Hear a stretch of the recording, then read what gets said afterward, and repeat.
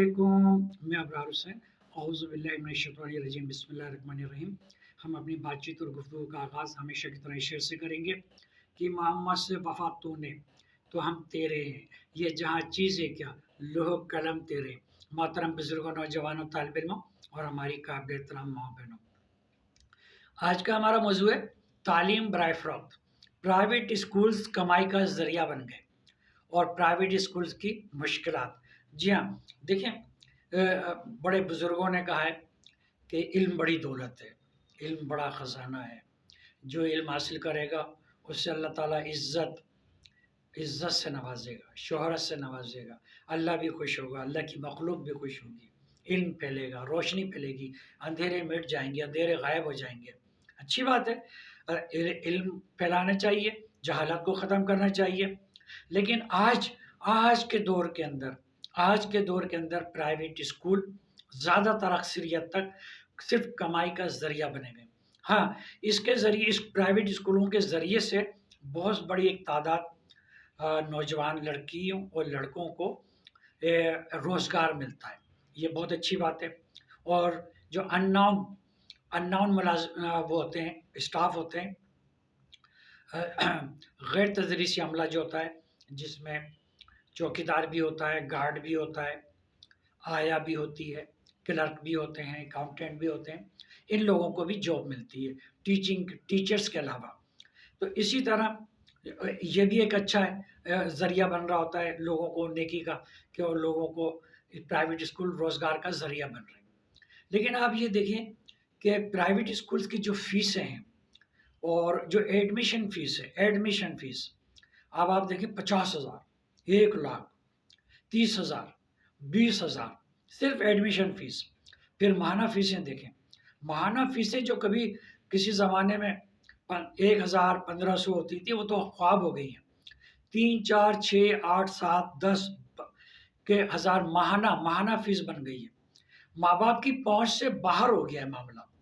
वो किराया अदा करें, राशन लेकर आएँ, माँ बाप की दवाइयाँ लेकर आएँ, वह अपने बुज़ुर्गों जो घर में बीमार हैं उनकी दवाइयाँ लेकर आएँ, या बच्चों की ट्यूशन का इंतज़ाम करें, बच्चों को कुरान पढ़ाने का उसका इंतज़ाम करें, घर में जो रोज़मर्रा की जो चीज़ें हैं, खाने पीने की अशिया, वो लेकर आएँ। मतलब है कि तालीम जो है वबाल जान बन गई है।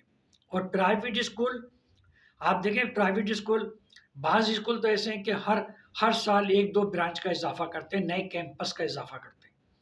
तो उनके बाद नई-नई गाड़ियाँ आ जाती हैं, नए बैंगलोज़ आ जाते हैं।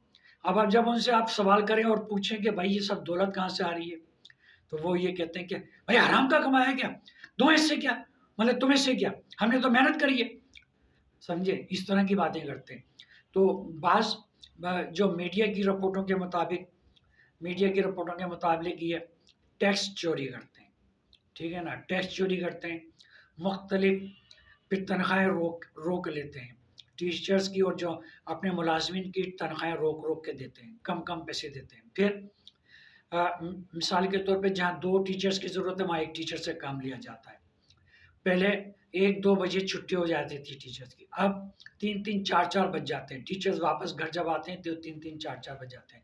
तो स्कूल ओनर जो होते हैं, कई स्कूल ओनरों में खुद वो प्रिंसिपल बने हुए होते हैं, कई एडमिनिस्ट्रेटर बने होते हैं, और कहीं ना एडमिनिस्ट्रेटर वो अपॉइंट करते हैं और प्रिंसिपल भी अपॉइंटमेंट करते हैं, खुद लुक आफ्टर करते रहते हैं, सुपरवाइज करते रहते हैं, देखते रहते हैं क्या मामला चल रहे हैं, सारी चीज़ पे बड़ी गहरी नज़र रखते हैं। तो कहने का मकसद ये कि लोग कहने वाले ये भी कहते हैं कि इस प्राइवेट स्कूल जो है कमाई का बेहतरीन ज़रिया बन गए और माँ बाप के लिए एक अजाब हो गई है, अजाब। अब आप देखिए, जब एक गवर्नमेंट स्कूल हो या प्राइवेट स्कूल हो, जब बच्चा तो तालीम हासिल करने के लिए सुबह 8 से साढ़े 7 बजे से वो स्कूल 12, 1, 1:30 बजे तक स्कूल में होता है, तो उसको ट्यूशन की क्या ज़रूरत है? तकरीबन 5 से 6, साढ़े 6 घंटे वो स्कूल में होता है। तो ट्यूशन की कतई कोई ज़रूरत नहीं है। लेकिन न जाने स्कूल का क्या सिस्टम है और क्या तालीम और तरबियत दी जा रही है कि वालिदैन को कोचिंग पढ़ानी पड़ती है, और बाज़ जो टीचर होते हैं वो स्कूल के ही होते हैं। वो कहते हैं आप घर पे आ जाइएगा, हम पढ़ा देंगे। जगह जगह कोचिंग सेंटर खुले हुए हैं। میں کوچنگ سینٹروں کے جو وہاں پہ پڑھاتے ہیں، میں ان کے خلاف نہیں ہوں، اللہ ان کو روزگار دے، پروردگار ان کی مشکلات کو کم کرے، لیکن یہ تو ماں باپ کے اوپر ظلم ہے نا، زیادتی ہے یہ، کہ پرائیویٹ اسکول کہ میں پڑھانے کے باوجود کہ وہ کوچنگ اور گھر پہ ہوم ٹیوشن پڑھا رہے ہیں، ٹھیک ہے۔ اب اس میں سے کچھ اسکول ایسے ہیں جو یہ الزام لگاتے ہیں اور رونا روتے ہیں کہ بھئی جو گورنمنٹ ہے اس نے پرائیویٹ اسکول کے اوپر اتنے بے تحاشا درجنوں غیر ضروری طور پر اس پرائیویٹ اسکولوں کے مالکوں کو تنگ کرنے کے لیے ان پہ ٹیکس لگائے ہوئے، اسکول کے گیٹ کے اوپر اسکول کا نام کا سائن بورڈ نہیں لگا سکتے، دیوار پہ نہیں لگا سکتے، اسکولوں میں ٹیچرز کتنی ہیں، ان کی تنخواہ کتنی ہے، ان کی تعلیم کتنی ہے، ان کا تجربہ کتنا ہے، کہاں رہتی ہیں، سمجھے، اسکول میں کتنے کمرے ہیں، کتنے اسٹوڈنٹ ہیں، ان کی کیا کیا فیسیں ہیں، ٹھیک ہے، سالانہ کتنے پیسے لیتے ہیں، ماہانہ کتنے پیسے لیتے ہیں، اور نہ جانے کون کون سے ان کے اوپر ٹیکسوں کی بھرمار ہے۔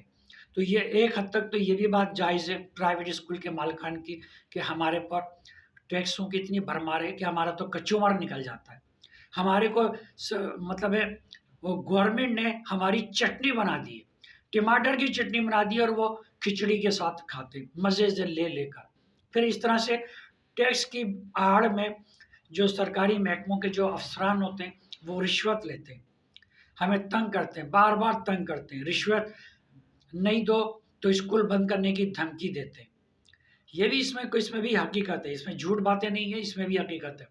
تو ہم سمجھتے ہیں کہ یہ جو گورنمنٹ ہے یہ تقریباً سلسلہ آج سے نہیں چل رہا، یہ تقریباً 30-40 سال ہو گئے ان تمام چیزوں کو، اور یہ بگاڑ میں، خامی اور خرابی میں اس میں اضافہ ہی ہوتا چلا جا رہا ہے، یعنی کہ مشکلات میں اضافہ ہو رہا ہے، مشکلات میں کمی نہیں آ رہی، آسانیاں پیدا نہیں کی جا رہی، پرائیویٹ اسکول کے مالکان کے لیے آسانی پیدا نہیں کی جا رہی، پرائیویٹ اسکول میں پڑھنے والے بچوں کے والدین کے لیے آسانیاں پیدا نہیں کی جا رہی، مشکلات در مشکلات میں اضافہ ہو رہا ہے۔